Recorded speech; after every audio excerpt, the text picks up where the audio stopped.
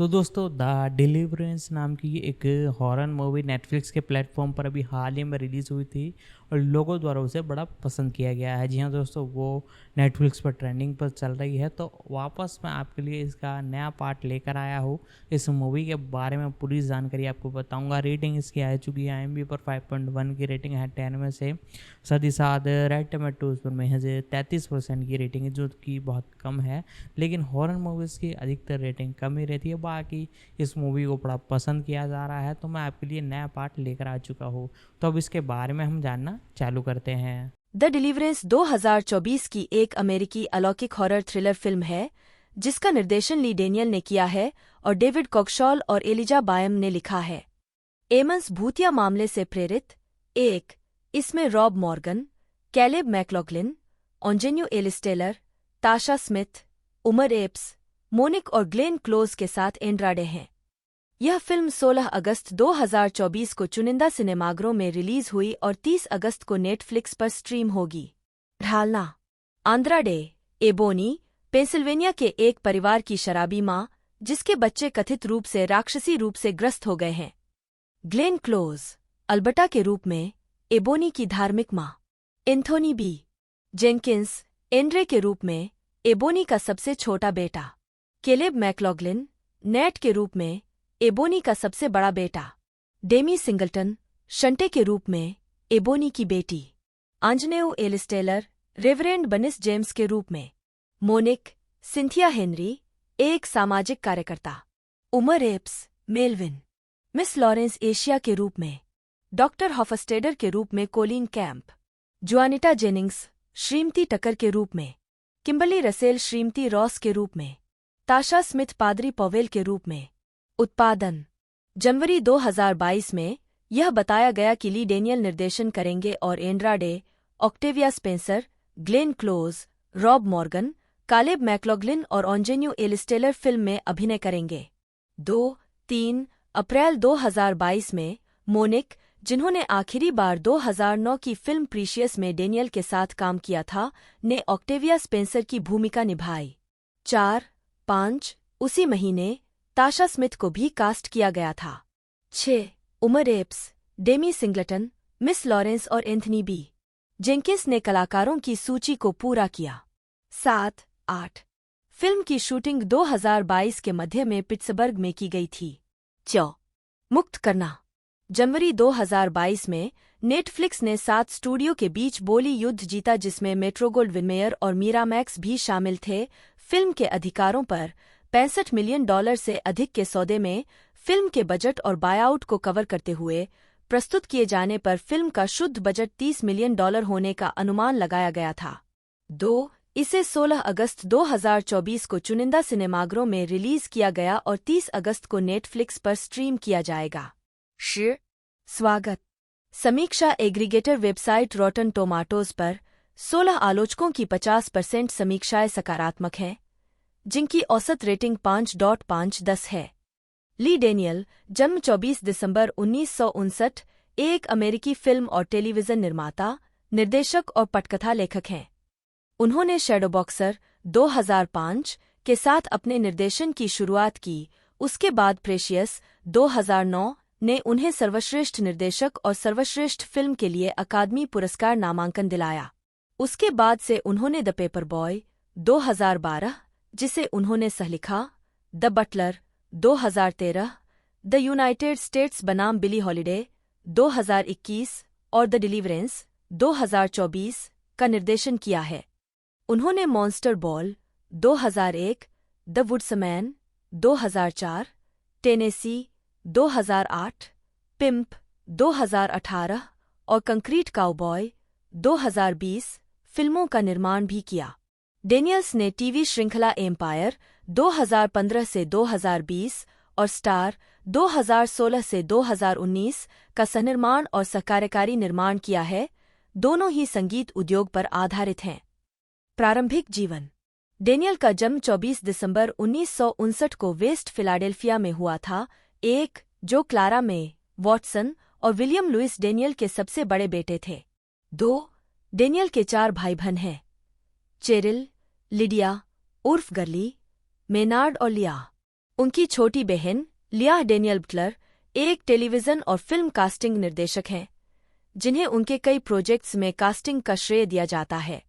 उद्धरण वांछित: जब डेनियल किशोर थे तो उनकी मां ने एक पड़ोसी के परिवार की व्यवस्था की जो फिलाडेल्फिया फ्लायर्स हॉकी टीम के मालिक के लिए बटलर था, ताकि वह रेडनॉर में उस मालिक के पते का उपयोग कर सके ताकि ली पब्लिक रेडनॉर हाई स्कूल में जा सके। रेडनॉर से स्नातक होने के बाद डेनियल्स ने मिसौरी के सेंट चार्ल्स में लिंडनवुड विश्वविद्यालय में प्रवेश लिया। हालांकि उन्हें जल्द ही एहसास हो गया कि लिबरल आर्ट्स स्कूल उनके लिए नहीं था और वे हॉलीवुड, लॉस एंजल्स चले गए। अंततः एक नर्सिंग एजेंसी में रिसेप्शनिस्ट के रूप में काम किया। लंबे समय से पहले डेनियल्स ने HIV/AIDS उपचार में विशेषज्ञता वाली अपनी नर्सिंग एजेंसी शुरू की। आखिरकार उन्होंने अपनी नर्सिंग एजेंसी बेच दी और कास्टिंग में लग गए। 4. उन्होंने हॉलीवुड के एक निर्माता से आकस्मिक मुलाकात के बाद एक कास्टिंग निर्देशक और प्रबंधक के रूप में मनोरंजन में अपना करियर शुरू किया, जहां उन्होंने पर्पल रेन और अंडर द चेरी मून जैसे प्रोजेक्ट पर काम किया। उन्होंने प्रतिभाओं का प्रबंधन जारी रखा। डॉक्यूमेंट्री माई बिग ब्रेक में डेनियल्स को उनके करियर के शुरुआती दिनों में दिखाया गया है, जब वे अभिनेता वेस बेंटले का प्रबंधन कर रहे थे।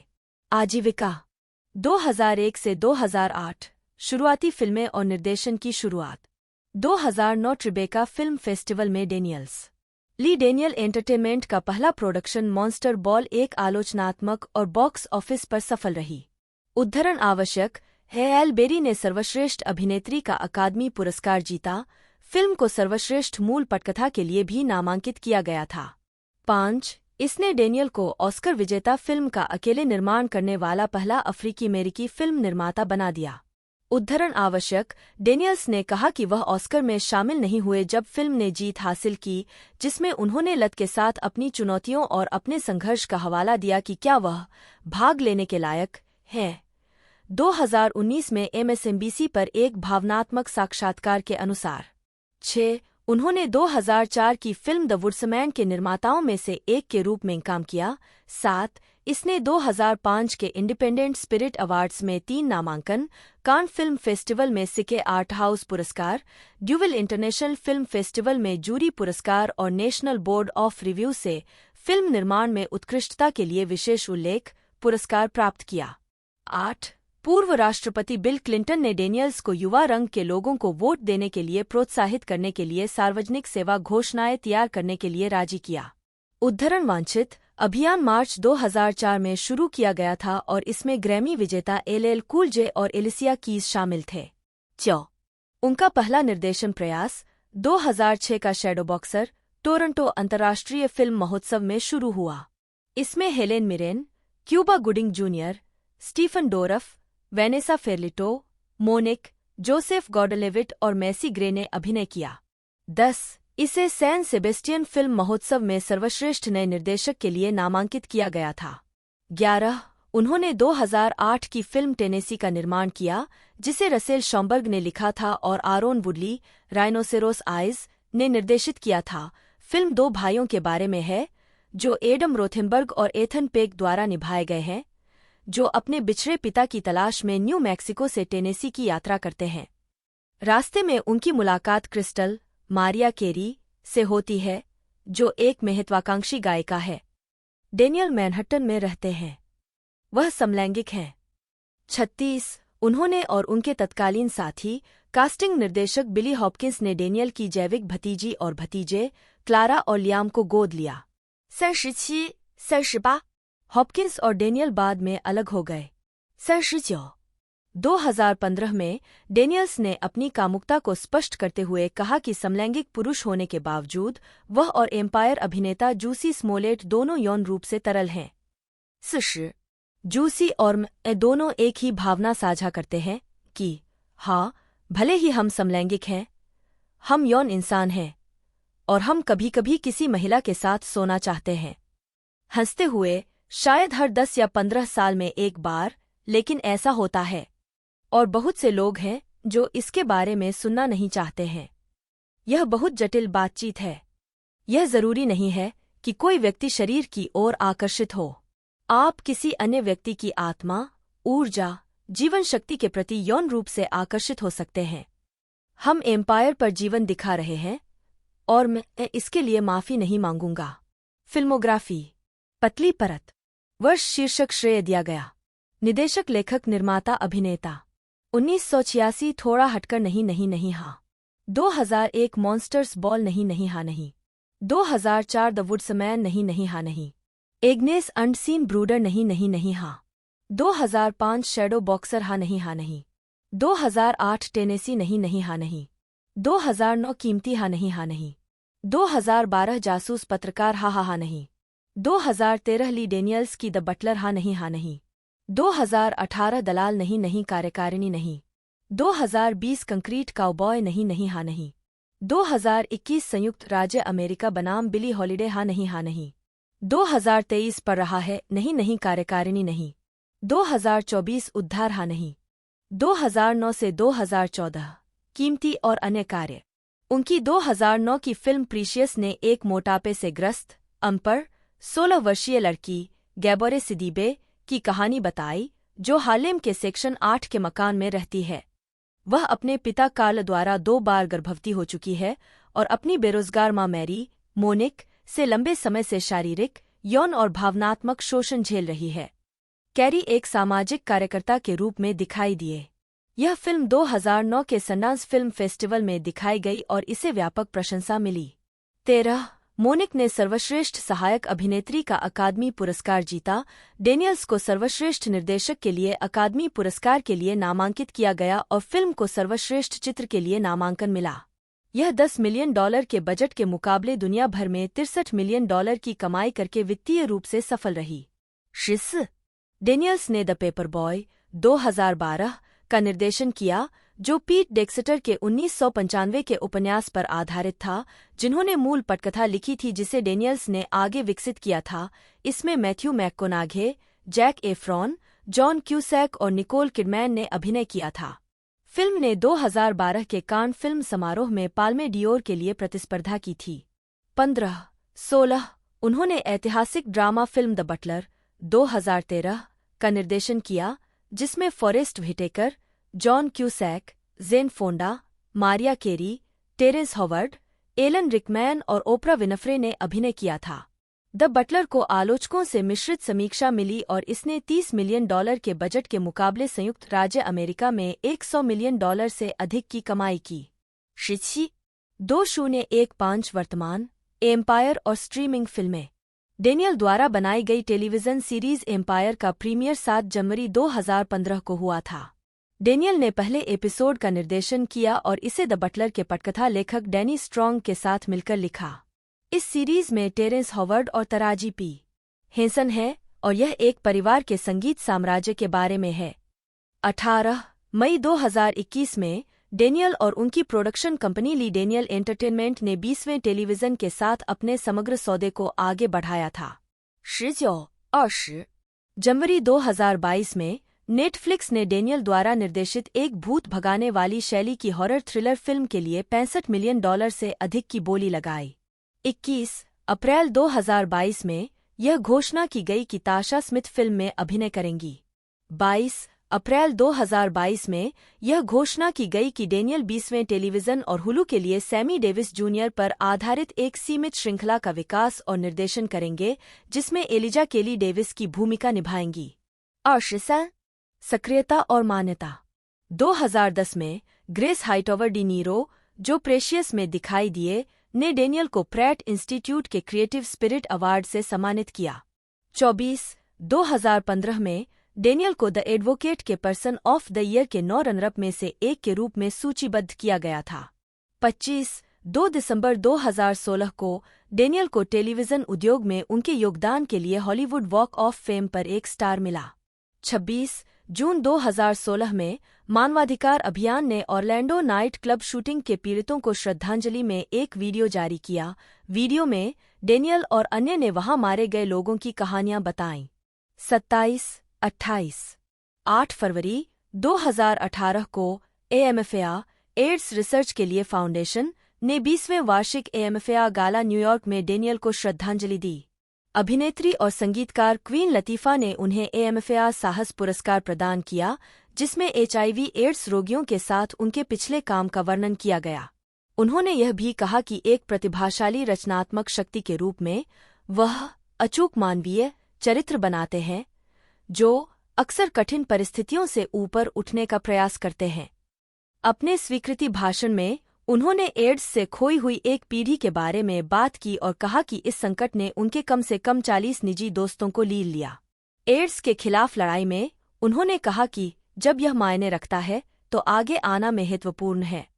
29 विवाद 16 सितंबर 2015 को रोलिंग स्टोन के एक साक्षात्कार में 30 डेनियल से अभिनेता टेरेंस हॉवर्ड के बारे में पूछा गया, जिन्होंने कहा था कि उनकी पहली पत्नी उनसे बहुत सख्ती से बात कर रही थी कि उन्होंने अपना दिमाग खो दिया और अपने बच्चों के सामने उन्हें थप्पड़ मार दिया और उन्होंने अपनी दूसरी पत्नी के साथ भी शारीरिक संबंध बनाए।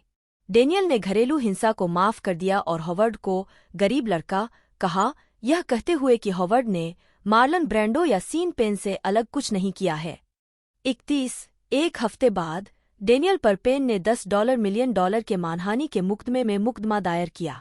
मुकदमे में कहा गया कि डेनियल ने पेन को हॉवर्ड के साथ गलत तरीके से बराबर किया और हॉवर्ड के विपरीत पेन को कभी भी घरेलू हिंसा के लिए गिरफ्तार नहीं किया गया, बहुत कम दोषी ठहराया गया, जैसा कि मैडोना सहित उनकी पूर्व पत्नियों ने पुष्टि की होगी और सत्यापित किया होगा।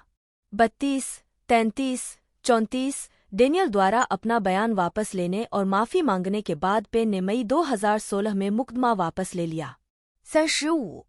व्यक्तिगत जीवन टकर टूली एक अमेरिकी फिल्म निर्माता है। वह टूली प्रोडक्शंस LLC के CEO हैं। प्रारंभिक जीवन और शिक्षा टूली का जन्म कैलिफोर्निया में हुआ था। उद्धरण आवश्यक टूली ने कैलिफोर्निया विश्वविद्यालय सांता बारबरा से BA की उपाधि प्राप्त की। उद्धरण आवश्यक आजीविका टकर टूली एक अमेरिकी फिल्म निर्माता है। वह टूली और ग्रेग रेंकर द्वारा स्थापित फीचर फिल्म और टेलीविजन वित्त और उत्पादन कंपनी टकर टूली एंटरटेनमेंट के CEO हैं। फरवरी 2024 तक टूली की फिल्मों ने दुनिया भर के बॉक्स ऑफिस पर $2.5 बिलियन से अधिक की कमाई की है। कंपनी 2024 में 4 फीचर फिल्में रिलीज करने के लिए तैयार है, जिसमें लायंसगेट के साथ आर्थर द किंग 15 मार्च 2024 शामिल है, जिसमें मार्क वाहलबर्ग मुख्य भूमिका में है। 1 नेटफ्लिक्स के साथ द डिलीवरेंस निर्देशक ली डेनियल की एंड्राडे और ग्लेन क्लोज अभिनीत बेहतरीन horror film. 2 Dane of thieves 2 पैंटेरा, जिसमें जेरार्ड बटलर और ओशे जैक्सन जूनियर मुख्य भूमिका में हैं। निर्देशक क्रिश्चियन गुडेगास्ट सफल हीस्ट थ्रिलर के सीक्वल के लिए लौट रहे हैं। 3 और फाइंडिंग सातोशी, एक प्रीमियम डॉक्यूमेंट्री जो बिटकॉइन के रहस्यमय संस्थापक और बेस्ट सेलिंग लेखक और वित्तीय पत्रकार विलियम डी कोहन की मदद से क्रिप्टोकरेंसी की बड़ी स्थिति का पता लगाती है। टूली ने अपने फिल्मी करियर की शुरुआत इंटरलाइट पिक्चर्स में एक क्रिएटिव एग्जीक्यूटिव के तौर पर की थी। पहली फिल्म जिसे उन्होंने फाइनेंस किया था वह थी छेबिलो मिरेकल ऑन द माउंटेन, जो एरिक लेमार्क के संस्मरण पर आधारित थी। जोश हार्टनेट अभिनीत यह फिल्म अक्टूबर 2017 में रिलीज हुई थी। 5 1997 से 2003 तक टूली ने विंसेंट न्यूमैन के साथ प्रोडक्शन कंपनी न्यूमैन टूली फिल्म्स चलाई, जिसमें कई स्वतंत्र और स्टूडियो फिल्में बनाई गईं। उद्धरण वांछित उन्होंने 2003 में टूली प्रोडक्शंस की स्थापना की, जहां वे सभी फिल्म विकास और निर्माण के रचनात्मक और वित्तीय पहलुओं की देखरेख करते हैं। 2007 में टूली रिलेटिविटी स्टूडियो में वर्ल्डवाइड प्रोडक्शन के अध्यक्ष के रूप में रिलेटिविटी में शामिल हो गए, जहां उन्होंने ओवरचर फिल्म्स के विपणन और वितरण कार्यों के अधिग्रहण में भूमिका निभाई, जिससे रिलेटिविटी एक स्लेट फाइनेंसिंग इकाई से एक पूर्ण स्वतंत्र स्टूडियो में बदल गई। 2011 में टूली को कंपनी के अध्यक्ष के रूप में पदोन्नत किया गया और वह दिन प्रतिदिन के कार्यों की देखरेख के लिए जिम्मेदार थे। 7 टूली के नेतृत्व में स्टूडियो ने कई ऑस्कर और गोल्डन ग्लोब नामांकन अर्जित किए और इसकी 3 रिलीज बॉक्स ऑफिस पर नंबर 1 पर खुलीं। उद्धरण वांछित रिलेटिविटी में रहते हुए टूली डेविड ओ रसेल की द फाइटर के शुरुआती समर्थक और कार्यकारी निर्माता थे, जिसने 7 ऑस्कर नामांकन अर्जित किए और 2 जीते। इसके अलावा उन्होंने नील बर्गर की लिमिटलेस का निर्माण या कार्यकारी निर्माण किया, जिसमें ब्रैडली कूपर ने अभिनय किया, और action thriller act of valour, जो दोनों घरेलू बॉक्स ऑफिस पर नंबर 1 पर रहीं। अन्य क्रेडिट में चैनिंग टैटम और अमांडा सेफ्रेड अभिनीत डियर जॉन, निकोलस स्पार्क्स की सेफ हेवन और स्टीवन सोडरबर्ग की हिमायत शामिल हैं। अक्टूबर 2015 में टूली ने कंपनी छोड़ दी। 2018 में टूली डॉक्यूमेंट्री मेकिंग मोंटगोमरी क्लिफ्ट में दिखाई दिए। 9 रिलेटिविटी छोड़ने के बाद टूली अपने स्वयं के बैनर तले निर्माण में लौट आए। टूली ने हुलू के The United States versus Billie Holiday का निर्माण किया, जिसमें एंड्राडे ने मुख्य भूमिका निभाई, जिसके लिए डे को अकादमी पुरस्कार के लिए नामांकित किया गया। टूली Academy of Motion Picture Arts and Sciences की प्रोड्यूसर्स शाखा के साथ साथ प्रोड्यूसर्स गिल्ड ऑफ अमेरिका के सदस्य भी हैं। मान्यता और पुरस्कार 2009 में उन्हें Asia Global Film and Music Festival द्वारा एग्जीक्यूटिव ऑफ द ईयर नामित किया गया था। उद्धरण आवश्यक। अन्य भूमिकाएं और संबद्धताएं। टूली Academy of Motion Picture Arts and Sciences के साथ साथ प्रोड्यूसर्स गिल्ड ऑफ अमेरिका के सदस्य भी हैं। उद्धरण आवश्यक। पारिवारिक और व्यक्तिगत जीवन। सितंबर 2012 में टूली ने कैलिफोर्निया के सांता बारबरा में टेसा मेनेफी बेंसन से शादी की। फिल्मोग्राफी। अपनी पहली प्रमुख फिल्म भूमिका में डे ने जीवनी नाटक The United States versus Billie Holiday में प्रतिष्ठित गायिका बिली हॉलिडे की भूमिका निभाई 30-31, जिसके लिए उन्होंने सर्वश्रेष्ठ अभिनेत्री ड्रामा के लिए गोल्डन ग्लोब, सर्वश्रेष्ठ अभिनेत्री के लिए बीईटी पुरस्कार जीता और सर्वश्रेष्ठ अभिनेत्री के लिए अपना पहला अकादमी पुरस्कार नामांकन प्राप्त किया। डे ने साउंड ट्रैक की रचना और प्रदर्शन भी किया, जिसने विजुअल मीडिया के लिए सर्वश्रेष्ठ संकलन साउंड ट्रैक के लिए ग्रैमी पुरस्कार जीता। 32 मूल गीत टाइग्रेस एंड ट्वीड को golden globe, critics choice movie award और ब्लैक रील अवार्ड में सर्वश्रेष्ठ मूल गीतों के लिए नामांकित किया गया।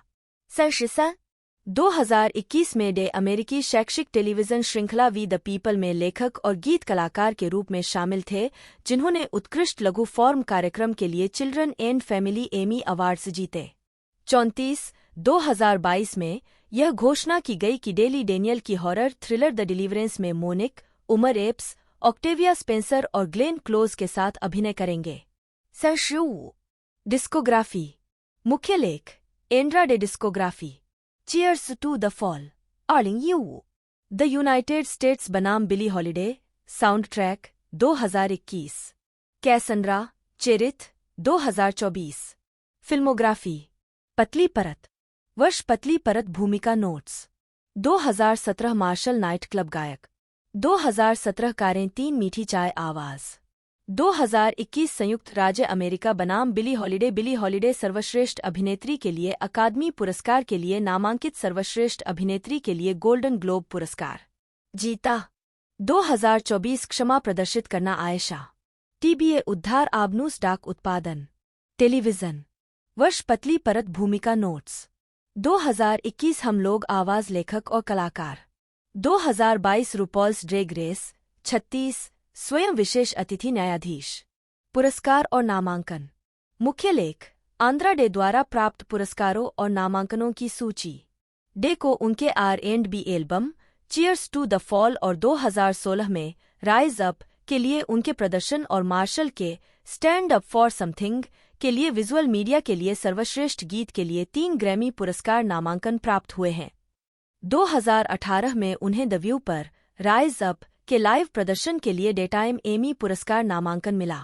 2020 की फिल्म द यूनाइटेड स्टेट्स बनाम बिली हॉलिडे के लिए गोल्डन ग्लोब्स में उन्हें टाइग्रेस एंड ट्वीड के लिए सर्वश्रेष्ठ मूल गीत के लिए नामांकन मिला और बिली हॉलिडे के रूप में उनके शीर्षक प्रदर्शन के लिए मोशन पिक्चर ड्रामा में सर्वश्रेष्ठ अभिनेत्री का पुरस्कार जीता। उन्हें इस भूमिका के लिए सर्वश्रेष्ठ अभिनेत्री के लिए अकादमी पुरस्कार के लिए नामांकन भी मिला। संदर्भ कैसंड्रा मोनिक बैटी 2 जन्म 30 दिसंबर 1984, जिन्हें पेशेवर रूप से एंड्रा डे के नाम से जाना जाता है, एक अमेरिकी R&B और सोल गायिका, गीतकार और अभिनेत्री हैं। वह विभिन्न पुरस्कारों की प्राप्तकर्ता हैं, जिसमें ग्रैमी पुरस्कार, बच्चों और परिवार के लिए एमी पुरस्कार और गोल्डन ग्लोब पुरस्कार के साथ साथ अकादमी पुरस्कार के लिए नामांकन भी शामिल है। 2015 में उन्होंने अपना पहला album Cheers to the Fall release किया। 2016 के ग्रैमी अवार्ड्स में एल्बम को सर्वश्रेष्ठ R&B एल्बम के लिए नामांकित किया गया था और एकल राइज अप को सर्वश्रेष्ठ R&B प्रदर्शन के लिए नामांकित किया गया था। 4 राइज अप को बढ़ावा देने के लिए उन्होंने द व्यू पर गीत का प्रदर्शन किया। प्रदर्शन के लिए डेटाइम एमी पुरस्कार के लिए नामांकन अर्जित किया। 5. डे स्टीवी वंडर के साथ भी दिखाई दीं, जिन्हें उनकी खोज के लिए आंशिक रूप से श्रेय दिया जाता है। 2015 के अंत में एप्पल टीवी के एक विज्ञापन में। 6. 7. 2020 में डे जैज जॉय और रॉय ग्लोबल रेडियो श्रोताओं के बीच सबसे अधिक अनुरोधित कलाकारों में से एक बन गईं।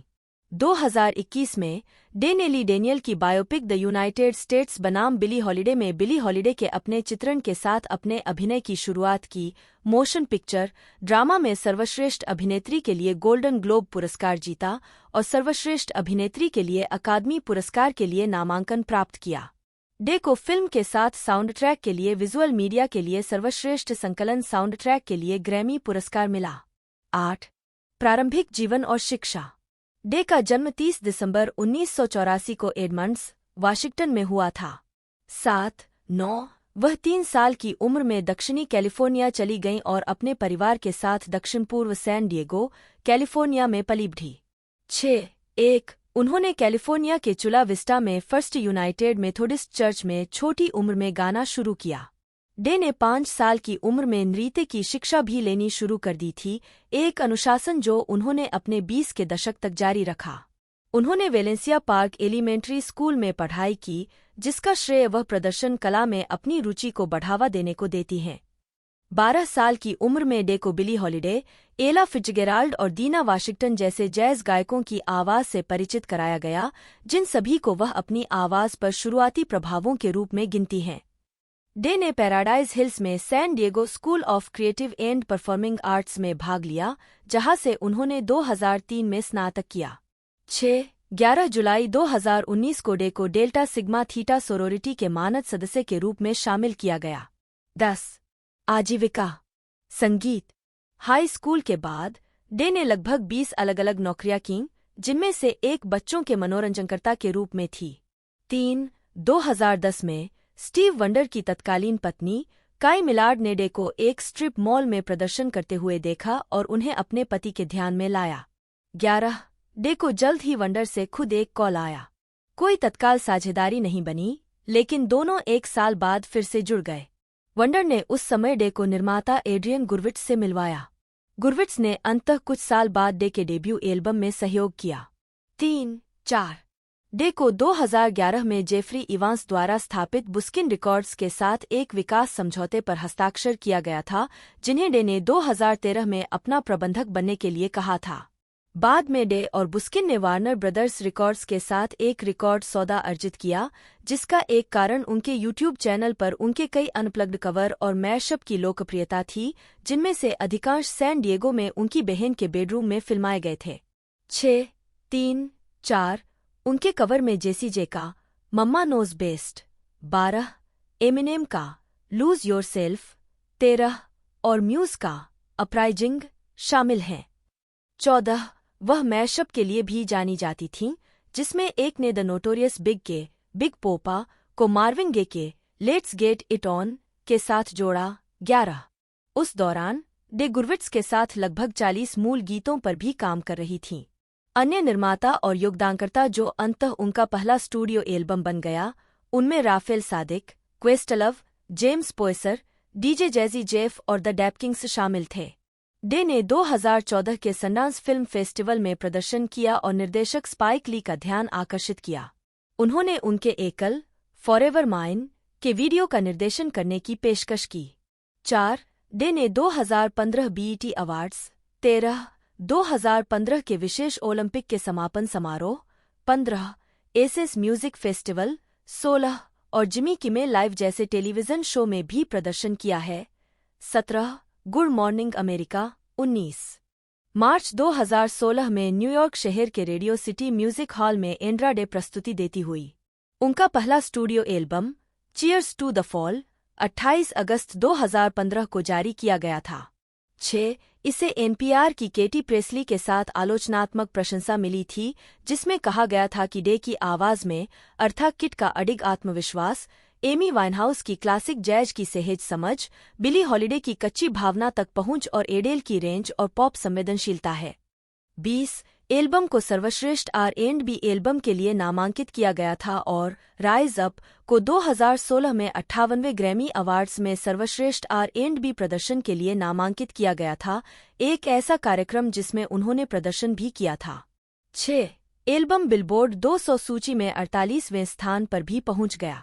21 सितंबर 2015, 14 नवंबर और दिसंबर 2015 में डे स्टीवी वंडर के साथ एक एप्पल टीवी विज्ञापन में दिखाई दिए, जिसमें दोनों ने वंडर का गाना समडे एट क्रिसमस गाया। 6. उनका पहला राष्ट्रीय दौरा अगस्त और सितंबर 2015 में हुआ जब उन्होंने लेनी क्रेविट्स के लिए ओपनिंग की। अक्टूबर 2015 में उन्होंने व्हाइट हाउस में राइज अप गाया और फिर से ई के live special Shining a Light, a Concert for Progress on Race in America के लिए गाना गाया। मई 2016 में डे ने मैकडॉनल्ड्स और कोका कोला के साथ एक समझौता किया, जिसके तहत मैकडॉनल्ड्स के लगभग 50 मिलियन कपों पर उनकी छवि देखी गई। यह साझेदारी शेयर ए कप गीत कार्यक्रम का हिस्सा थी और इसमें डे के राइज अप के बोल शामिल थे। मैकडॉनल्ड्स में कप के खरीदार एक स्वीपस्टेक में प्रवेश कर सकते थे, जो उन्हें जून 2016 में एसेंस म्यूजिक फेस्टिवल में डे का प्रदर्शन देखने की अनुमति देता। 22 उनका Cheers to the Fall tour नवंबर 2016 में उनके गृहनगर सैन डिएगो में शुरू हुआ। 23 डे ने फिलाडेल्फिया में 2016 के डेमोक्रेटिक नेशनल कन्वेंशन के दूसरे दिन जोरदार तालियों के साथ प्रदर्शन किया। दिसंबर 2016 में एंड्रा डे को billboard women in music event में पावर हाउस अवार्ड मिला। जब उनसे पूछा गया कि पावर हाउस दूसरों के लिए क्या शक्तिशाली बनाता है, तो डे ने जवाब दिया, मुझे लगता है कि आप उन्हें सिर्फ उनके मूल्य की याद दिलाते हैं, आप उन्हें उनके उद्देश्य की याद दिलाते हैं, आप उन्हें याद दिलाते हैं कि आप यहाँ सिर्फ अस्तित्व में रहने के लिए नहीं हैं, आप यहाँ लोगों के जीवन में प्रभाव डालने के लिए हैं। मुझे लगता है कि यह सिर्फ इसे पुष्ट करता है। 2017 में डे रैपर कॉमन के साथ फिल्म मार्शल के लिए स्टैंड अप फॉर समथिंग गाने पर दिखाई दिए। एकल को सर्वश्रेष्ठ मूल गीत के लिए अकादमी पुरस्कार के लिए नामांकित किया गया था। डे और कॉमन ने मार्च 2018 में 90वें अकादमी पुरस्कार में गीत का प्रदर्शन किया। 25 डे ने 24 मार्च 2018 को वाशिंगटन डीसी में मार्च फॉर अवर लाइव्स रैली में उद्घाटन संगीत प्रदर्शन के लिए बाल्टीमोर चिल्ड्रन चोयर के साथ प्रदर्शन किया। 26 2024 में एंड्रा डे ने सुपर बाउल LVII के प्रीगेम शो में लिफ्ट एवरी वॉइस एंड सिंग का प्रदर्शन किया। 28 29 इस प्रदर्शन का निर्माण और व्यवस्था एडम ब्लैकस्टोन ने की थी। क्लोज ने 1974 में 27 साल की उम्र में मंच पर अपने पेशेवर करियर की शुरुआत की। 13 कॉलेज के अपने वरिष्ठ वर्ष में उन्होंने यूनिवर्सिटी रेजिडेंट थिएटर एसोसिएशन और TCG के माध्यम से ऑडिशन की एक श्रृंखला के लिए नामांकित होने के लिए अपने स्कूल के थिएटर विभाग को बुलाया। 13 आखिरकार उन्हें एक कॉलबैक दिया गया और हेलेन हेस थिएटर में 3 नाटक करने के लिए एक सीजन के लिए काम पर रखा गया। उन नाटकों में से एक है प्रिंस द्वारा निर्देशित लव फॉर लव था। 16 उन्होंने 1975 में एंथोलॉजी श्रृंखला ग्रेट परफॉर्मेंस में एक छोटी भूमिका के साथ टेलीविजन पर शुरुआत की। 1976 में उन्होंने रिचर्ड रॉजर्स और शेल्डन हार्निक के स्कोर के साथ short lived Broadway musical Rex में मैरी आई की भूमिका निभाई। 17 18 1979 में उन्होंने टेलीविजन फिल्में ऑर्फन ट्रेन और टू फॉर टू गो फिल्माई। बाद की फिल्म में ब्लाइथ डैनर और माइकल मोरियार्टी शामिल थे और क्लोज ने मोरियार्टी के प्रेमी की भूमिका निभाई। मोशन पिक्चर करियर शुरू करने से पहले उनकी आखिरी प्रमुख स्टेज भूमिका अप्रैल 1980 से मार्च 1981 तक ब्रॉडवे म्यूजिकल बार्नम में महिला प्रधान भूमिका निभाने वाली चेरी की भूमिका थी। 1980 का दशक सफलता और प्रसिद्धि की ओर बढ़ना। 1980 का दशक हॉलीवुड में क्लोज के लिए सफलता का वर्ष साबित हुआ। 1980 में निर्देशक जॉर्ज रॉय हिल ने ब्रॉडवे पर क्लोज की खोज की और उन्हें The World According to Garp में एक भूमिका के लिए रॉबिन विलियम्स के साथ ऑडिशन देने के लिए कहा, जो उनकी पहली फिल्म भूमिका बन गई। साथ ही यह उनका पहला अकादमी पुरस्कार नामित प्रदर्शन भी था। 20 उन्होंने रॉबिन विलियम्स की मां की भूमिका निभाई, बावजूद इसके कि वह उनसे सिर्फ 4 साल बड़ी थीं। अगले वर्ष उन्होंने द बिग चिल में सारा कूपर की भूमिका निभाई।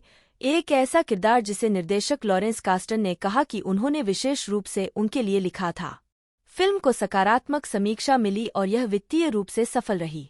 द बिग चिल की रिलीज के बाद क्लोज एक ही कैलेंडर वर्ष में टोनी, एमी और ऑस्कर अकादमी पुरस्कार नामांकन प्राप्त करने वाली तीसरी अभिनेत्री बनी।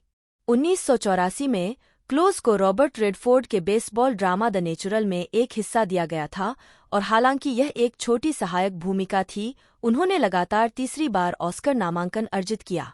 क्लोज आज भी अपने नामांकन का श्रेय सिनेमेटोग्राफर कालेब डेसचनेल को देते हैं और कहते हैं, वह टोपी इस तरह से डिजाइन की गई थी ताकि सूरज की रोशनी अंदर आ सके। हम दिन के एक निश्चित समय का इंतजार करते थे ताकि सूरज स्टेडियम के पीछे से चमक रहा हो और उसके पास एक लेंस था जो मेरे आसपास के लोगों को म्यूट कर देता था। यह एक अविश्वसनीय रूप से अच्छी तरह से सोचा समझा शॉट था और मुझे ईमानदारी से लगता है कि यही कारण है कि मुझे नामांकित किया गया। 21 क्लोज ने रॉबर्ट डुवेल के साथ ड्रामा द स्टोन बॉय 1984 में भी अभिनय किया। यह फिल्म एक परिवार के बारे में है जब उनका सबसे छोटा बच्चा शिकार के दौरान दुर्घटना में अपने बड़े भाई को गलती से मार देता है। उन्होंने अपना पहला टोनी पुरस्कार 1984 में माइक निकोल्स द्वारा निर्देशित द रियल थिंग के लिए जीता। आखिरकार क्लोज ने अलग अलग भूमिकाएं निभानी शुरू कर दी क्योंकि वह एक मां की तरह टाइपकास्ट नहीं होना चाहती थीं। 22 उन्होंने मैंडी पेटिंकिन के साथ 1985 की रोमांटिक कॉमेडी मैक्सी में अभिनय किया। क्लोज को अनुकूल समीक्षा मिली और उन्हें अपना दूसरा गोल्डन ग्लोब अवार्ड नामांकन भी मिला, लेकिन फिल्म को समीक्षकों द्वारा नकार दिया गया और बॉक्स ऑफिस पर अच्छा प्रदर्शन नहीं कर पाई। 23-24 1985 में क्लोज ने जेफ ब्रिजेस के साथ कानूनी थ्रिलर जैग्ड एज में अभिनय किया। शुरुआत में जेन फोंडा को इस भूमिका के लिए चुना गया था, लेकिन जब उन्होंने स्क्रिप्ट में बदलाव का अनुरोध किया तो उनकी जगह क्लोज को ले लिया गया। निर्माता मार्टिन रैंशॉफ क्लोज की कास्टिंग के खिलाफ थे क्योंकि उन्होंने कहा कि वह इस भूमिका के लिए बहुत बदसूरत थीं। क्रोधित होकर रैंसोफ स्टूडियो प्रमुखों के पास गए और क्लोज और मार्क्वांड को फिल्म से निकालने की कोशिश की। स्टूडियो ने यह कहते हुए मना कर दिया कि वे फिल्म में उनके काम से खुश हैं। 25 जैग्ड एज को मिश्रित से सकारात्मक समीक्षाएं मिलीं और $15 मिलियन के बजट पर इसने $40 मिलियन की कमाई की।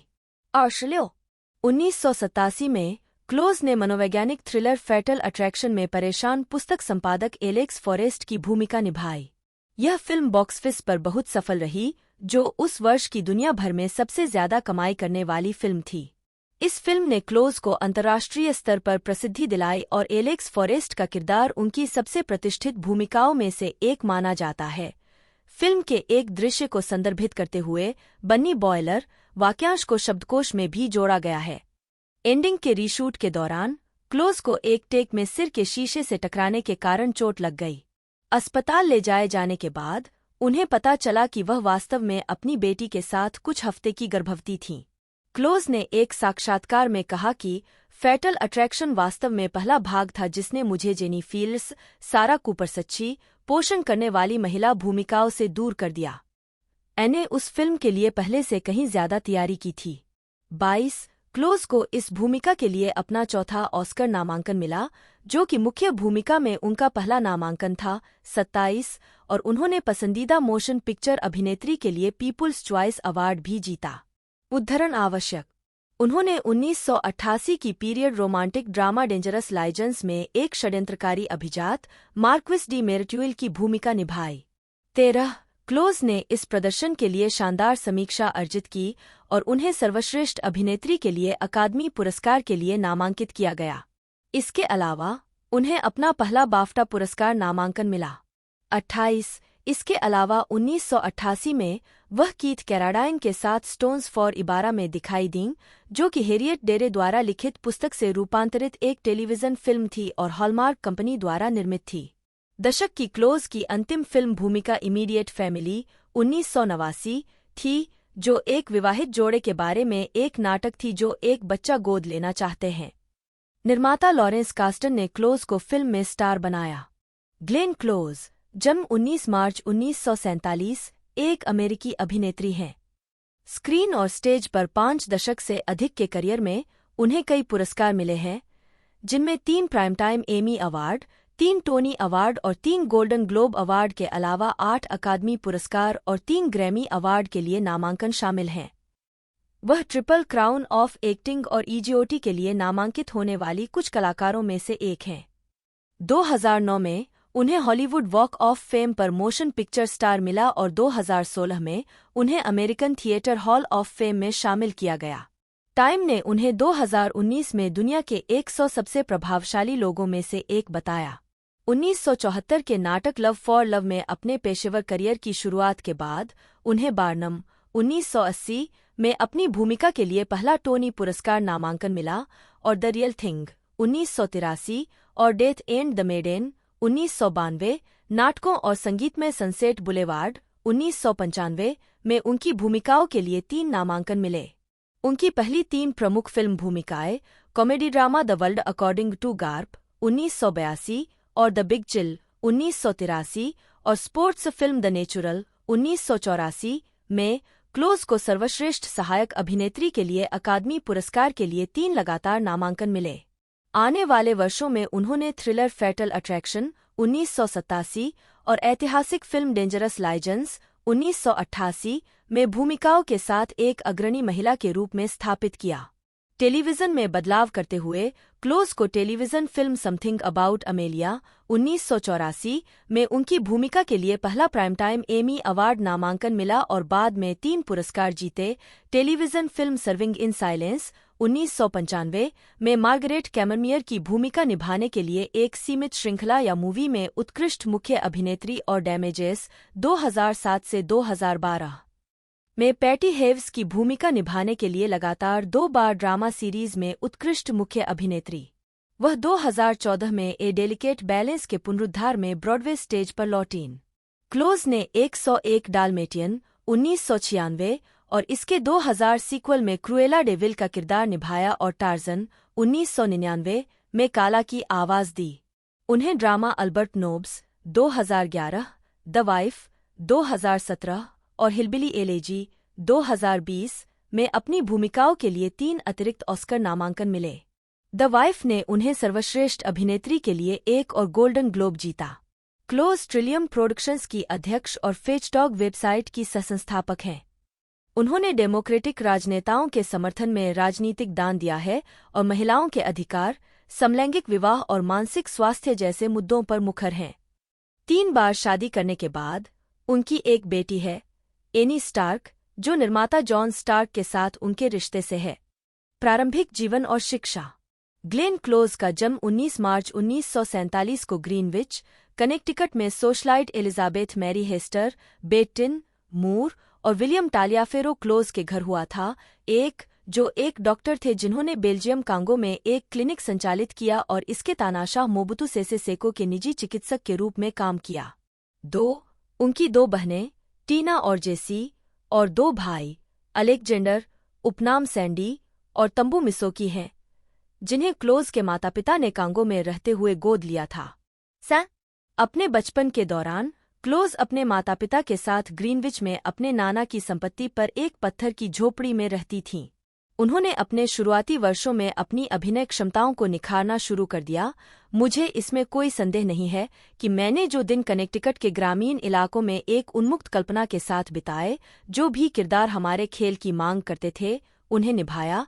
यही एक कारण है कि अभिनय हमेशा मेरे लिए इतना स्वाभाविक लगता है। 4 हालांकि क्लोज की पृष्ठभूमि समृद्ध है, लेकिन उन्होंने कहा है कि उनके परिवार ने वॉस्प समाज में भाग नहीं लेने का फैसला किया। वह अपने जन्मस्थान धनी शहर ग्रीनविच का उल्लेख करने से भी बचती थी जब भी पूछा जाता था, क्योंकि वह नहीं चाहती थी कि लोग यह सोचें कि वह एक शौकिया है जिसे काम नहीं करना पड़ता। जब क्लोज 7 साल की थीं, तब उनके माता-पिता मोरल रियारमेंट (MRA) में शामिल हो गए, एक ऐसा आंदोलन जिसमें उनका परिवार 15 साल तक शामिल रहा। इस अवधि के दौरान क्लोज का परिवार सांप्रदायिक केंद्रों में रहता था। उन्होंने MRA को एक पंथ के रूप में वर्णित किया है जो उनके जीवन के हर पहलू को निर्धारित करता था, पहने जाने वाले कपड़ों से लेकर उन्हें क्या कहने की अनुमति थी। क्लोज ने सेंट जॉर्ज स्कूल में पढ़ाई के दौरान स्विट्जरलैंड में भी समय बिताया और रोजमेरी हॉल, अब चोएट रोजमेरी हॉल, में भाग लिया। 1965 में स्नातक की उपाधि प्राप्त की। 6. उन्होंने गैरलाभकारी प्रोत्साहन गायन समूह अप विद पीपल के साथ 1960 के दशक के मध्य से अंत तक कई वर्षों तक यात्रा की। अप विद पीपल में अपने समय के दौरान क्लोज ने ग्रीन ग्लेन सिंगर्स क्लोज अपने कुत्ते के साथ बैठी हुई College of William and Mary की 2023 की घर वापसी परेड का नेतृत्व कर रही हैं। जब वह 22 वर्ष की थी तब क्लोज एमआरए से अलग हो गईं। 8. उन्होंने एक बार कहा था कि अभिनेत्री बनने की उनकी इच्छा ने उन्हें समूह छोड़ने की अनुमति दी। उन्होंने आगे कहा, मैंने बहुत पहले अपने माता पिता को इनमें से किसी भी बात के लिए माफ कर दिया है। उन्होंने जो किया उसके पीछे उनके अपने कारण थे और मैं उन्हें समझती हूँ। इसका उनके बच्चों पर बहुत बुरा प्रभाव पड़ा, लेकिन ऐसा ही है। हम सभी जीवित रहने की कोशिश करते हैं, है ना?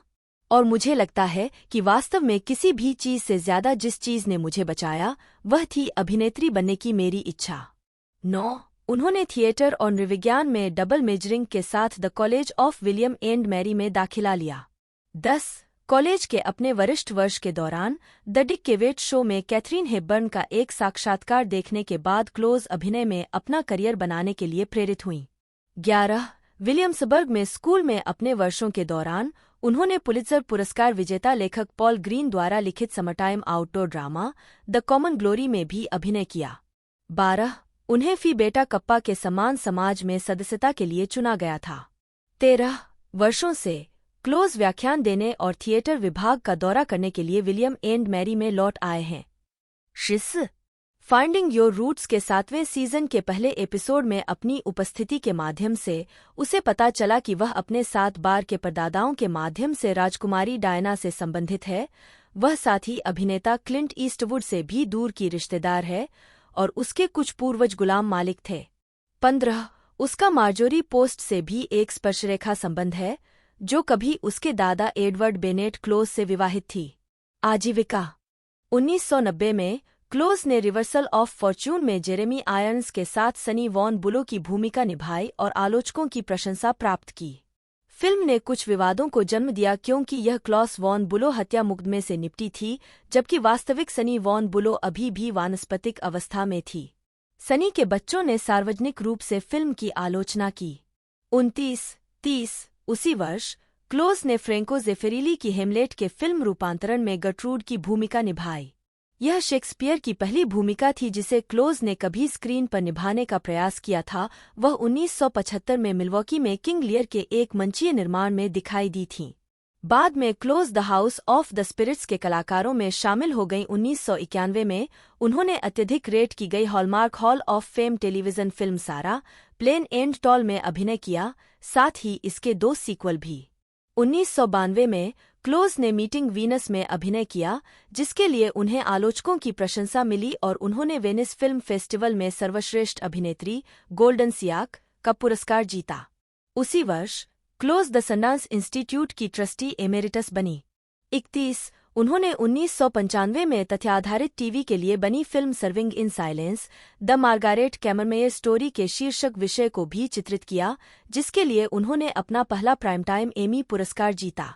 इसके अतिरिक्त उन्होंने 1995 से द सिम्पसंस से मोना सिम्पसन की आवाज भी प्रदान की है। 32-33 क्लोज ने 1989 और 1992 में 2 बार सैटरडे नाइट लाइव की मेजबानी भी की है। 34-35 1992 में उन्होंने डेथ एंड द मेडेन के लिए अपना दूसरा टोनी पुरस्कार जीता। 1995 में संगीतमय सनसेट बुलेवार्ड के लिए नोर्मा डेसमंड के रूप में क्लोज मंच पर उनकी सबसे उल्लेखनीय भूमिकाओं में से एक Andrew lawyer weber production sunset boulevard में नोर्मा डेसमंड की भूमिका थी, जिसके लिए क्लोज ने 1993 से 94 में ब्रॉडवे पर भूमिका निभाते हुए अपना तीसरा टोनी पुरस्कार जीता। 13 अपनी भूमिका के लिए क्लोज को आलोचकों की प्रशंसा मिली। द न्यूयॉर्क टाइम्स के डेविड रिचर्ड्स ने 1994 में लिखा था कि ग्लेन उन महान प्रदर्शनों में से एक दे रही हैं जिनके बारे में लोग अब से कई सालों तक बात करेंगे। अभिनेत्री लुभावने जोखिम उठाती है, कई बार इतनी दूर तक जाती है कि आपको डर लगता है कि यह टूट जाएगा। ऐसा नहीं होता। 36। बाद में वह 2002 में ए स्ट्रीट कार नेम्ड डिजायर के रॉयल नेशनल थिएटर पुनरुद्धार के लिए लंदन में शो के निर्देशक ट्रेवर नन के साथ फिर से टीम में शामिल हुईं। 37। क्लोज अपने अच्छे दोस्त रॉन हॉवर्ड द्वारा निर्देशित news room comedy drama the paper 1994 में नजर आईं और 1996 में उन्होंने टिम बर्टन की एलियन आक्रमण व्यंग्य फिल्म मार्स अटैक 1996 के कलाकारों के साथ अभिनय किया। उसी वर्ष उन्होंने डिज्नी की लाइव एक्शन हिट 101 डाल्मेशियन में भयावह क्रूला डेविल का किरदार निभाया। क्रूला डेविल के रूप में उनकी भूमिका की सर्वत्र प्रशंसा हुई और उन्हें सर्वश्रेष्ठ अभिनेत्री, मोशन पिक्चर कॉमेडी या म्यूजिकल के लिए गोल्डन ग्लोब पुरस्कार के लिए नामांकन मिला। यह फिल्म व्यावसायिक रूप से भी सफल रही, जिसने $75 मिलियन के बजट के मुकाबले सिनेमाघरों में $320.6 मिलियन की कमाई की। क्लोज के अनुबंध के अनुसार उन्हें अपनी फिल्मों से कोई भी पोशाक रखने की अनुमति है। 38। अगले वर्ष क्लोज एक और box office hit air force 1 1997 में दिखाई दीं, जिसमें उन्होंने हैरिसन फोर्ड के राष्ट्रपति के भरोसेमंद उपाध्यक्ष की भूमिका निभाई। फोर्ड ने एक साक्षात्कार में कहा कि उपराष्ट्रपति की भूमिका पहले से ही एक महिला के लिए लिखी गई थी और उन्होंने तत्कालीन राष्ट्रपति बिल क्लिंटन की जन्मदिन की पार्टी में उनसे मिलने के बाद व्यक्तिगत रूप से क्लोज को इस भूमिका के लिए चुना था। 39। बाद में क्लोज ने द्वितीय विश्व युद्ध में जापानियों द्वारा कैद की गई महिलाओं के गायन मंडली के कंडक्टर के रूप में युद्ध फिल्म पैराडाइज रोड 1997 में अभिनय किया। 1999 में क्लोज ने डिज्नी की एनिमेटेड फिल्म टार्जन में काला की आवाज दी। बाद में उन्हें कुकीज फॉर्च्यून 1999 में केमिली डिक्सन के रूप में उनकी हास्य भूमिका के लिए बहुत अच्छी समीक्षा मिली। 2000 का दशक, टेलीविजन पर ध्यान। क्लोज ने 2000 के दशक के प्रारंभ में नाटकीय फिल्मों की बजाय टेलीविजन फिल्मों में काम करना शुरू किया। वह 102 डाल्मेशियन 2000 में क्रूला डेविल के रूप में लौटीं। हालांकि फिल्म को मिश्रित समीक्षा मिली, लेकिन इसने बॉक्स ऑफिस पर अच्छा प्रदर्शन किया। बाद में क्लोज ने द सेफ्टी ऑफ ऑब्जेक्ट्स फिल्माई, जिसका प्रीमियर 2001 में हुआ। यह 4 उपनगरीय परिवारों के बारे में एक फिल्म थी जो बीमारियों से जूझ रहे थे। यह क्रिस्टन स्टीवर्ट की पहली फिल्म भूमिका थी और क्लोज और स्टीवर्ट बाद में 2015 की फिल्म एनेस्थीसिया में फिर से साथ आए। क्लोज ने उसी वर्ष Things You Can Tell Just by Looking at Her में अभिनय किया। यह निर्देशक रोड्रिगो गार्सिया के साथ भविष्य के कई सहयोगों में से एक होगा। 2004 में उन्होंने निकोल किडमैन और क्रिस्टोफर वॉकेन के साथ कॉमेडी द स्टेपफोर्ड वाइव्स में क्लेयर वेलिंगटन की भूमिका निभाई। क्लोज ने लेडी वॉर्स 2003 और द चमसक्रबर 2005 जैसी छोटी फिल्में करना जारी रखा। 2005 में उन्होंने निर्देशक रोड्रिगो गार्सिया के साथ 9 लाइव्स करने के लिए फिर से काम किया। बाद में उन्होंने क्लोज को अल्बर्ट नोब्स 2011 फिल्म में निर्देशित किया। उसी वर्ष उन्होंने हाइट्स 2005 फिल्म में अभिनय किया, जो 5 न्यूयॉर्कर के जीवन पर केंद्रित एक स्वतंत्र नाटक था। आलोचकों ने क्लोज के अभिनय की सराहना की। 41-42 2005 में द शील्ड के लिए एक कार्यक्रम में समापन। 2001 में उन्होंने एबीसी पर रॉजर्स और है एमरस्टीन के क्लासिक संगीत साउथ पैसिफिक के निर्माण में नेली फोर्बश के रूप में अभिनय किया। उन्होंने 2002 में विल एंड ग्रेस में अतिथि भूमिका निभाई, जिसमें उन्होंने एनी लिबोविट्ज का व्यंग्यात्मक संस्करण चित्रित किया, जिसने उन्हें कॉमेडी सीरीज में अतिथि अभिनेत्री के लिए एमी नामांकन दिलाया। 2003 में क्लोज ने शोटाइम द्वारा निर्मित film The Lion in Winter में एलेनोर ऑफ एक्विटेन की भूमिका निभाई। क्लोज ने अपने प्रदर्शन के लिए गोल्डन ग्लोब पुरस्कार और स्क्रीन एक्टर्स गिल्ड पुरस्कार जीता। 2005 में close FX crime series the shield में शामिल हुईं, जिसमें उन्होंने मोनिका रॉलिंग की भूमिका निभाई। 43 एफएक्स के सीईओ जॉन लैंडग्राफ ने कहा कि नेटवर्क ग्लेन क्लोज के कद की महिला फिल्म स्टार को टेलीविजन पर लाने वाला पहला था। उन्होंने नेटवर्क के साथ उनके सहयोग को टेलीविजन पर महिलाओं की भूमिकाओं को बढ़ावा देने के साथ साथ अन्य फिल्म अभिनेताओं को छोटे पर्दे पर आने के लिए प्रभावित करने का श्रेय भी दिया। 44-45 क्लोज ने 2018 के ड्रामा द वाइफ में अपने प्रदर्शन के लिए व्यापक आलोचनात्मक प्रशंसा प्राप्त की, जिसका पहला प्रीमियर 2017 टोरंटो अंतर्राष्ट्रीय फिल्म महोत्सव में हुआ था। 77-78 मेग वोलिचर के इसी नाम के उपन्यास का रूपांतरण फिल्म में क्लोज ने जोन कैसलमैन की भूमिका निभाई है। जो अपने पति के साथ स्टॉकहोम की यात्रा के दौरान अपने जीवन विकल्पों पर सवाल उठाती है, जहां उसे साहित्य में नोबेल पुरस्कार मिलने वाला है। 79 फिल्म में क्लोज की बेटी एनी स्टार्क को भी कैसलमैन के छोटे संस्करण के रूप में दिखाया गया है। क्लोज ने मोशन पिक्चर ड्रामा में सर्वश्रेष्ठ अभिनेत्री के लिए गोल्डन ग्लोब अवार्ड, मुख्य भूमिका में एक महिला अभिनेता द्वारा उत्कृष्ट प्रदर्शन के लिए स्क्रीन एक्टर्स गिल्ड अवार्ड और सर्वश्रेष्ठ अभिनेत्री के लिए क्रिटिक्स चॉइस मूवी अवार्ड जीता। उन्हें ऑस्कर जीतने के लिए सबसे आगे माना जाता था, जो उनके करियर का पहला पुरस्कार होगा, लेकिन अंततः द फेवरेट के लिए ओलिविया कोलमैन से हार गईं। 80 इसके अलावा क्लोज को एक प्रमुख भूमिका में सर्वश्रेष्ठ अभिनेत्री के लिए बाफ्टा पुरस्कार के लिए अपना दूसरा नामांकन मिला, जिसे वह कोलमैन से हार गईं। 2018 में भी क्लोज ने मंच पर वापसी की, जहां सितंबर से दिसंबर तक उन्होंने न्यूयॉर्क शहर के पब्लिक थिएटर में ऑफ ब्रॉडवे नाटक मदर ऑफ द मेड में अभिनय किया। ताशयी 2020 का दशक फिल्मों में काम जारी रखा और आगे भी प्रशंसा मिली। 2020 में क्लोज ने नेटफ्लिक्स की हिलबिली एलिजी के फिल्म रूपांतरण में अभिनय किया, जिसमें रॉन हॉवर्ड के साथ फिर से काम किया और एमी एडम्स के साथ अभिनय किया।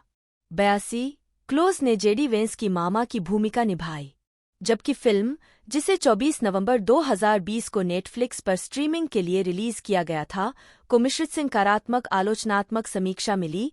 83 क्लोज को उनके प्रदर्शन के लिए प्रशंसा मिली। रिचर्ड रोपर ने क्लोज की उनके उत्कृष्ट स्क्रीन कमांडिंग पिच परफेक्ट प्रदर्शन के लिए प्रशंसा की। 84 जबकि एबीसी न्यूज में पीटर ट्रेवर्स ने उन्हें बस सनसनीखेज कहा। 85 और वैरायटी में ओवेन ग्लीबरमैन ने लिखा कि जब तक क्लोज एक पुरस्कारयोग्य तूफान का अभिनय कर रही हैं, उनका प्रदर्शन वास्तव में काफी सावधानीपूर्वक है।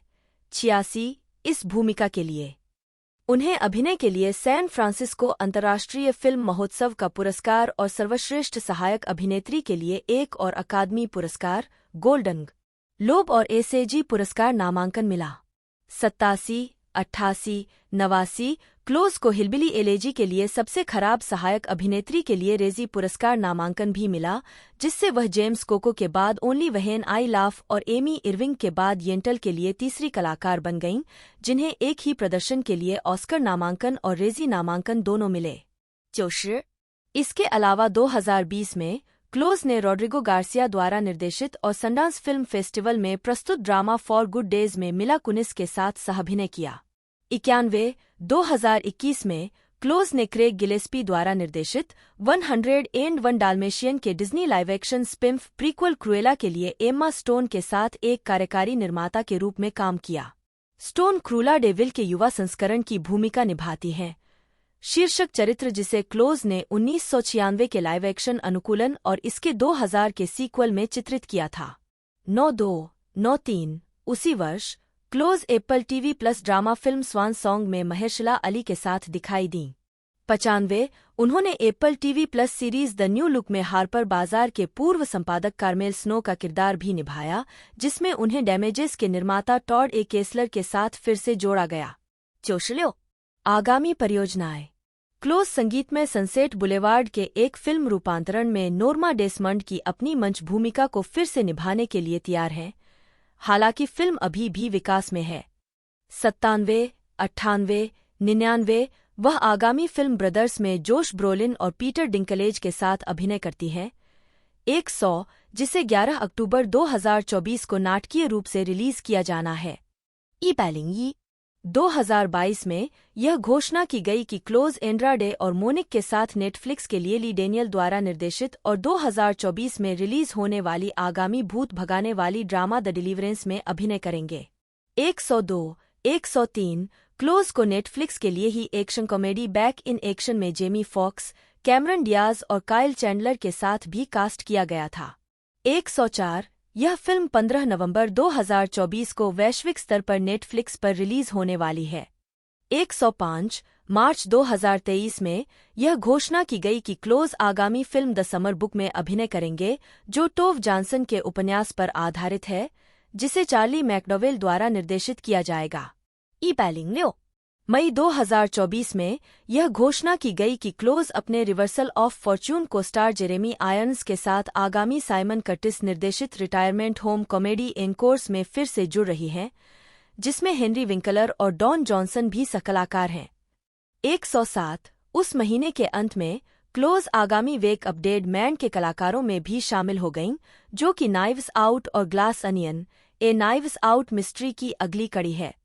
108 फिल्म के अन्य कलाकारों में Daniel Craig, Jeremy Renner, Andrew Scott, Cailee Spaeny, Josh O'Connor और केरी वाशिंगटन शामिल हैं। 19 जून 2024 को यह पता चला कि वेक अपडेट मैन के लिए फिल्मांकन में क्लोज की भागीदारी, जो इस समय तक केवल 2 दिनों के लिए हुई थी, में देरी हुई थी। क्लोज ने खुलासा किया कि वह कोविड-19 और रेस्पिरेटरी सिंकाइटियल वायरस (RSV) दोनों से वास्तव में बहुत प्रभावित हुई थी। 109 स्वागत, अभिनय शैली और विरासत। 2007 में वह अपने पिछले सहकलाकार मेरिल स्ट्रीप के साथ एक ही फिल्म में एंसेम्बल ड्रामा इवनिंग में दिखाई दी। यह क्लोज की दशक की अंतिम नाटकीय फिल्म भूमिका होगी, क्योंकि उन्होंने अपनी खुद की टेलीविजन श्रृंखला डैमेजेज 2007 में अभिनय करना शुरू किया था। क्लोज से स्वतंत्र फिल्मों में उनके योगदान के बारे में पूछा गया, जिसके जवाब में उन्होंने कहा, मुझे ऐसे कलाकार पसंद हैं जो निश्चित रूप से पैसे के लिए नहीं बल्कि इसलिए अच्छे और चुनौतीपूर्ण होते हैं क्योंकि एक अच्छी रचना के इर्दगिर्द इकट्ठा होते हैं। कभी कभी मैंने एक दृश्य के लिए एक भूमिका ली है जो मुझे लगा कि अभूतपूर्व है।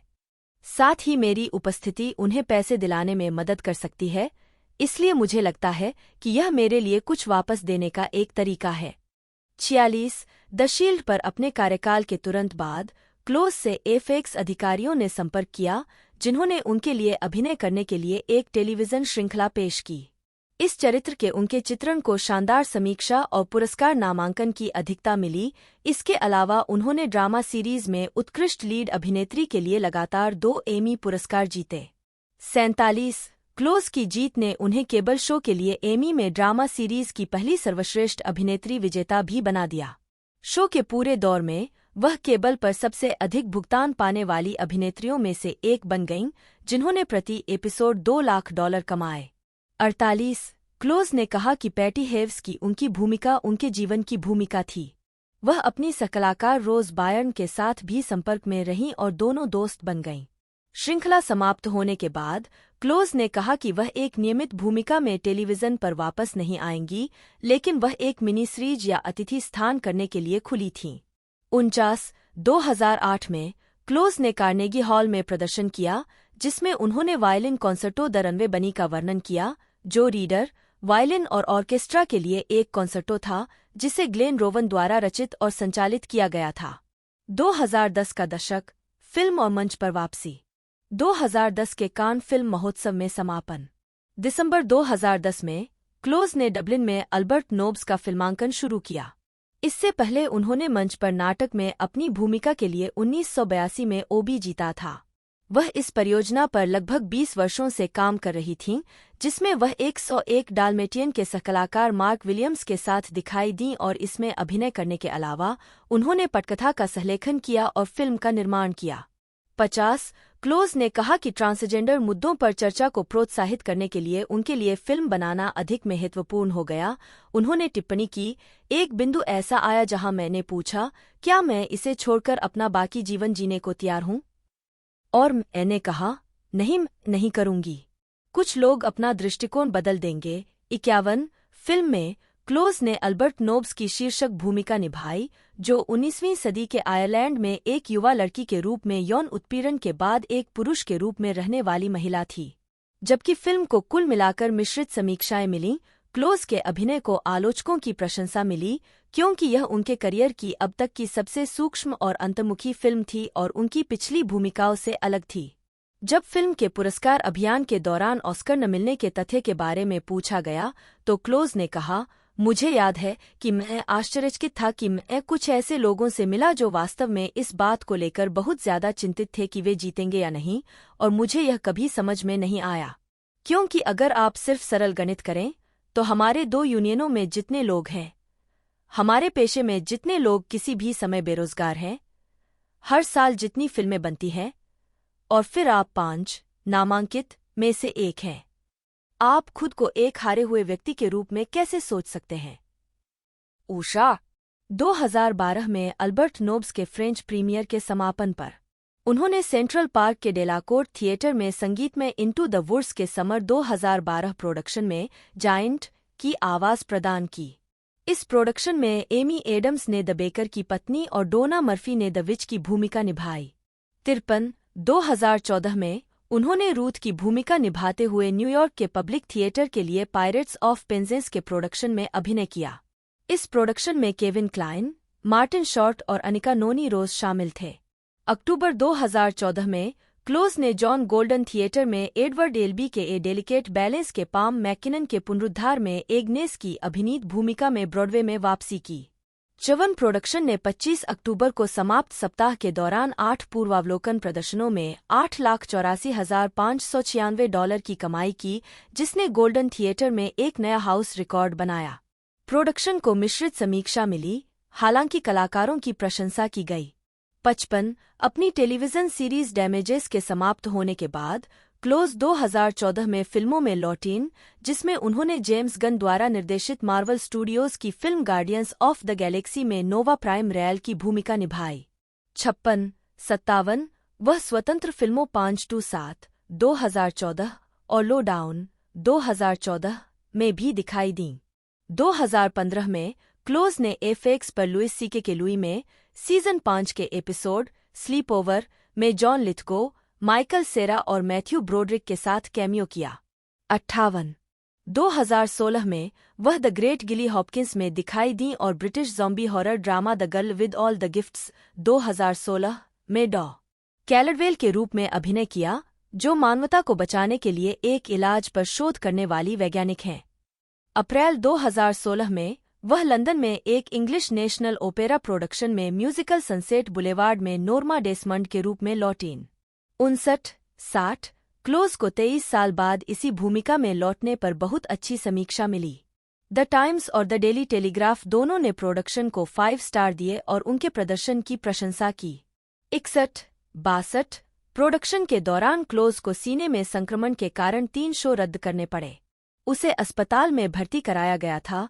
64-65 उसी वर्ष उन्हें मंच पर उनके काम के लिए American theatre hall of fame में शामिल किया गया। सनसेट बुलेवार्ड का ईएनओ लंदन प्रोडक्शन ब्रॉडवे के पैलेस थिएटर में स्थानांतरित हो गया, जिसमें क्लोज ने अपनी भूमिका दोहराई। यह 9 फरवरी 2017 को एक सीमित रन के लिए खोला गया और 25 जून 2017 तक टिकटों की बिक्री हुई। प्रोडक्शन में 40 पीस ऑर्केस्ट्रा शामिल था, जो ब्रॉडवे के इतिहास में सबसे बड़ा था। 67-68-69 क्लोज को विशेष रूप से नोर्मा डेसमंड के उनके नए अवतार के लिए आलोचकों द्वारा सराहना मिली, जैसा कि द न्यूयॉर्क टाइम्स ने इसे इस सदी के महान मंच प्रदर्शनों में से एक कहा था। 70 वैरायटी, परेड, द गार्जियन और एंटरटेनमेंट वीकली ने भी नए प्रोडक्शन की सकारात्मक समीक्षा की। 71-72-73 उसी वर्ष क्लोज ने अमेज़न के लिए आधे घंटे के कॉमेडी पायलट में अभिनय किया। 74 इसके अलावा 2017 में उन्हें थिएटर वर्ल्ड अवार्ड्स में लाइफटाइम अचीवमेंट अवार्ड से सम्मानित किया गया। 75 2017 में क्लोज नेटफ्लिक्स द्वारा निर्मित science fiction thriller What Happened to Monday में नूमी रैपेस और विलेम डेफो के साथ दिखाई दी। 76 इसके अलावा उस वर्ष वह romantic comedy the wild wedding में अभिनेता जॉन मल्कोविच, डेंजरस लाइजेंस में उनके सहकलाकार और Patrick Stewart, The Lion in Winter में सहकलाकार के साथ फिर से जुड़ गईं और अगाथा क्रिस्टी के उपन्यास के फिल्म रूपांतरण क्रुक्ड हाउस में सह-अभिनय किया। दोस्तों ये एक तरह से रिलीज़ की गई थी 16 अगस्त 2024 को कुछ जगहों पर, और इसी के साथ इस डेट से पहले रिलीज़ की गई थी और 16 तारीख को ये नेटफ्लिक्स के OTT प्लेटफॉर्म पर रिलीज़ कर दी गई थी। तो वहाँ पर भी अच्छा खासा इसका रिस्पॉन्स देखने को मिला। और रनिंग लेंथ की बात की जाए तो 112 मिनट टोटल इसकी रनिंग लेंथ थी और इंडिया के अंदर भी ये रिलीज़ हो चुकी है। बाकी नेटफ्लिक्स पर ये ट्रेंडिंग पर चल रही है और गूगल पर भी नंबर 6 पर ये एक तरह से ट्रेंड पर एक तरह से देखने को मिल रही है मूवी सेक्शन में। बाकी आज की ये वीडियो अच्छी लगी है तो वीडियो को लाइक कीजिएगा। पिछला पार्ट मैंने आई बटन पर दे दिया है, आप वहाँ पर जाकर से देख सकते हो। तो आज की इस वीडियो में दोस्तों इतना ही, मिलते हैं अगले वीडियो में।